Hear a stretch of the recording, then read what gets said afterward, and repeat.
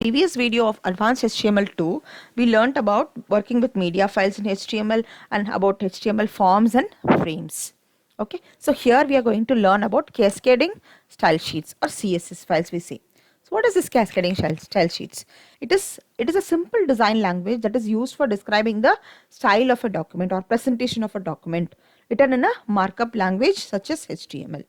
Okay, so it is used to control the text color, font style, background images or colors, paragraph spacing, column size, layout designs, etc. of the web page. Okay, so let's see the advantages of this using CSS. What are the advantages? It saves lot of our time. Okay, we can define the style of an HTML element and apply it to similar elements of one or more multiple web pages, one or multiple web pages. A style sheet can be used as an internal or external file with a .css extension. Okay, so not only internal, it can be used as an external file also. So you can give link to the web pages you create. Next, CSS allows us to optimize the content to make it accessible on mobile devices also. Okay, so it allows us to show one HTML page in different style sheets. Okay, so it is a platform independent language. As you know, HTML is also a platform independent language. Like that, CSS is also a platform independent language. You can type it and use it anywhere in any of the text editors, and it is supported by most web browsers. So you need not worry. You can use CSS to create all your web pages. Okay, so let's see how to work with CSS and what is the syntax of CSS. So there are three types of CSS can be created. As I told you, internal, external, and inline also. Okay, so now let's see. Let's first see what is internal CSS. That is internal style sheets. Okay, this is the internal style sheets. It can be created using the style tag. Okay, so you have to define any of the HTML element and you have to define the property and value for that element. Okay, so this is the syntax. What is the syntax? You have to mention any of the HTML element. Here I mentioned body, and this is your selector. This is your selector, and this is your declaration block. Okay, so it will be starting and ending with curly braces. Okay, so what is this then? This is the declaration block, and this is the property, and this is the value. That means background color is maroon.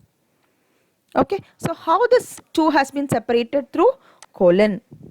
If you are defining multiple properties and its values, you have to use a semicolon. Okay, for example, I am mentioning the color, colon. Okay, color is blue. That means my text, the color of the text will be white over here. For example, background is maroon and my color of the text will be white. In the body I am mentioning. Same here also, see H1 is the element, that is heading tag 1, and this is the selector and this is the declaration block. Okay, in that property, color, value, yellow, and is separated with semicolon. Text align is equal to center. Okay, so where it is inside the head section. Inside the head section, you have mentioned the style tag and you have to close the style tag before the head section.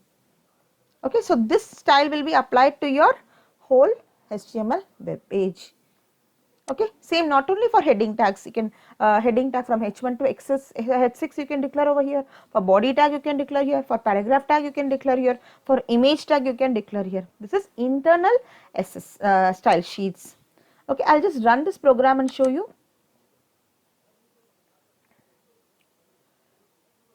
See, so as I mentioned, see this is the heading tag. Color is mentioned as.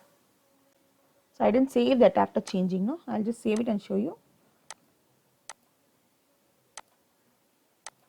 See, I changed the text as white. Okay, here for the heading it is yellow. So it is looking like this. So your page is looking like this. Okay, next one you see. Next we will see inline styles.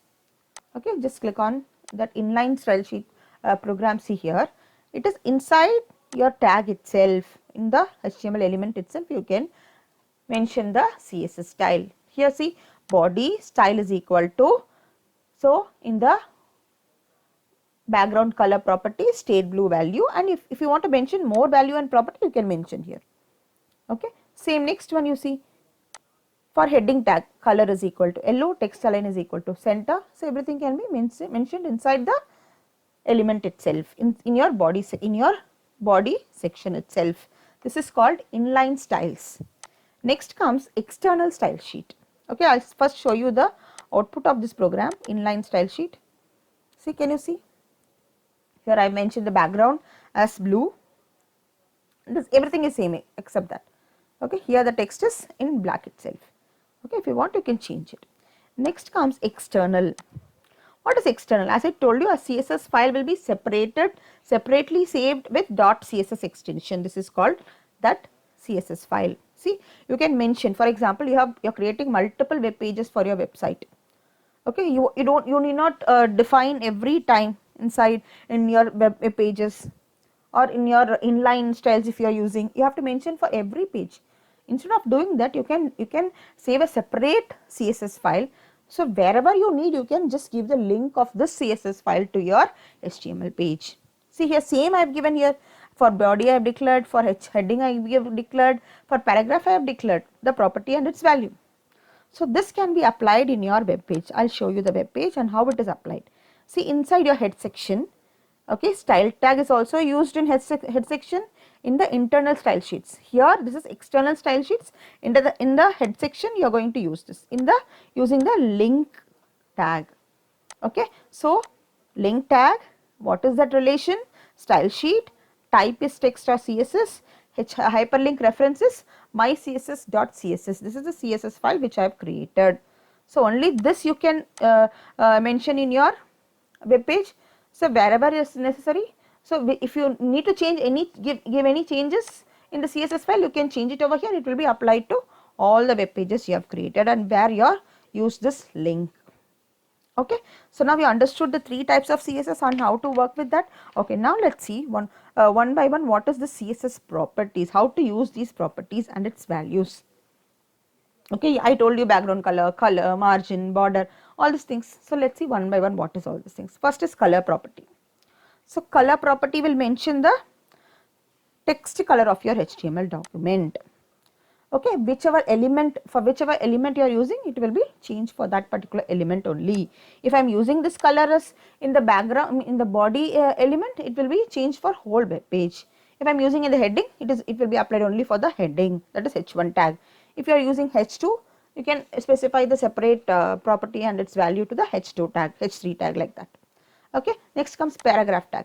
So for p element, I am giving these many properties and its values. Okay, so HTML provides 140 standard color names, okay, and also its hexadecimal value.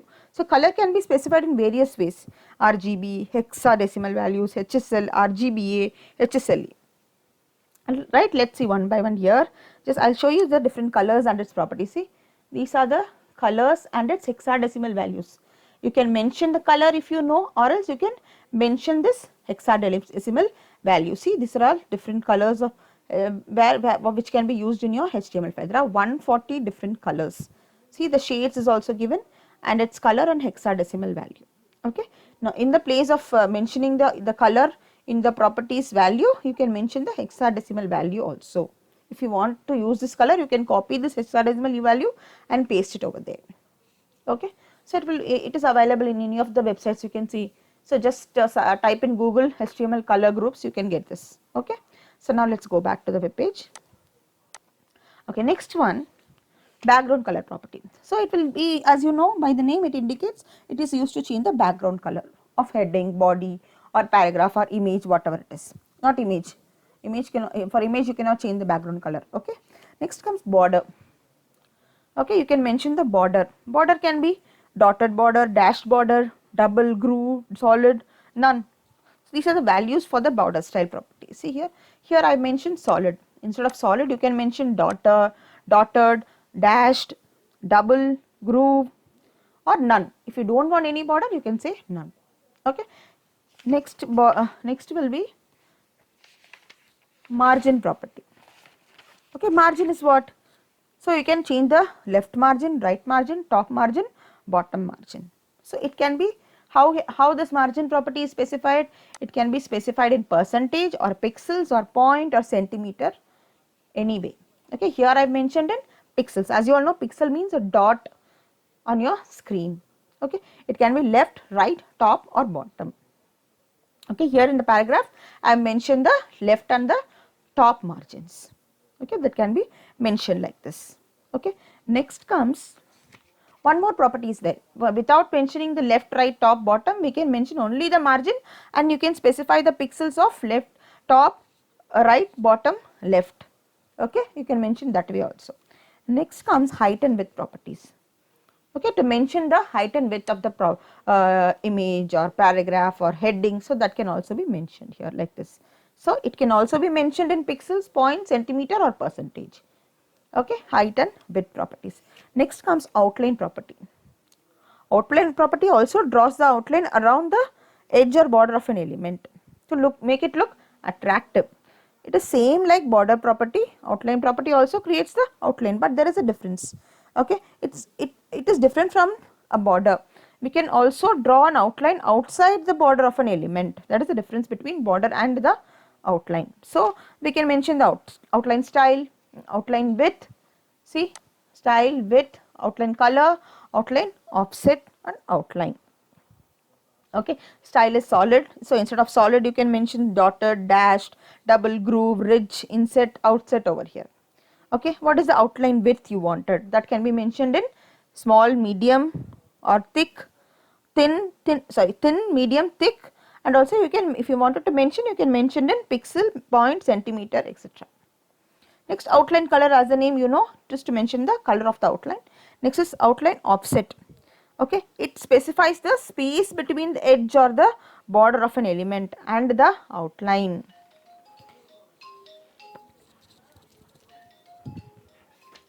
Okay, next is only outline. There is one more attribute called only outline. Okay, it will just you can specify the size of the outline and the style and also the color in that. Okay, next comes font property. So font property has, as you know, font face, style and size will change. So here we mention this as font family, that it can be any of the fonts face you can use, then font size, then font style. So what is this size can be mentioned in pixels, point or centimeter, or you can mention it like small, medium, large also. Style can be normal, italic or oblique. Okay. So next comes text align property. So alignment means what? As you all know, it is left, right, center, justified alignment. So you can use any of that. Text align is equal to left, colon left, or text align colon right, or colon justify or center. Next comes float property. It helps you to specify how an HTML element should float on the web page. So we have three values in that: left, right and none. In the image, float is left. Okay, it can be left, right or none. Okay, it will float the image in the text of your web page. So I'll show you the output of the external style sheets. Can you see? So I've given these properties are applied. See, this is floating here on the text itself. I have mentioned the border also here, that is why it is showing like this. Okay, this is external style sheet. So wherever you wanted, you can give the link of this my CSS to your web pages. So you need not write the code again and again in every web page. Once you write and keep it for each element of your web page, and you can apply it to your web page. Thank you, children.